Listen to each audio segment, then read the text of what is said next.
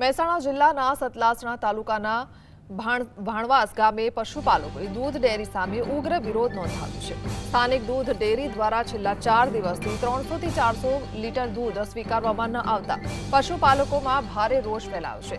વિરોધ સ્વરૂપે પશુપાલકોએ ડેરી આગળ રસ્તા પર દૂધ ઢોળીને પોતાની નારાજગી વ્યક્ત કરી હતી। પશુપાલકોનો આક્ષેપ છે કે ડેરીના વહીવટમાં મનમાની ચાલી રહી છે અને છેલ્લા 40 વર્ષથી પ્રમુખ તથા સભાસદોમાં કોઈ ફેરફાર થયો નથી। મીટિંગમાં રજૂઆત કરનાર પશુપાલકો સાથે ગેરવર્તન કરવામાં આવ્યું હોવાના પણ આક્ષેપ થયા છે। સમગ્ર મામલે તંત્ર પાસે તાત્કાલિક કાર્યવાહી કરવાની માંગ ઉઠી છે।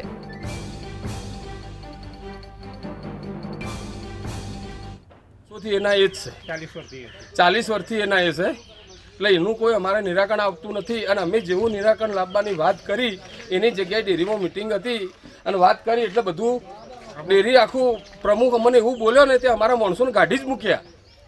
એ કહે કે તમારે ભરાવો તો ભરાવો દૂધ કે કંઈ 4 દિવસથી અમારું 300 થી 400 લીટર દૂધ રઝળે છે સાહેબ। અમે પાટણ જોડેથી સિદ્ધપુર પાટણ જોડેથી બોલાવીને ભઠ્ઠાવાળાને અમે ભરાઈએ છીએ।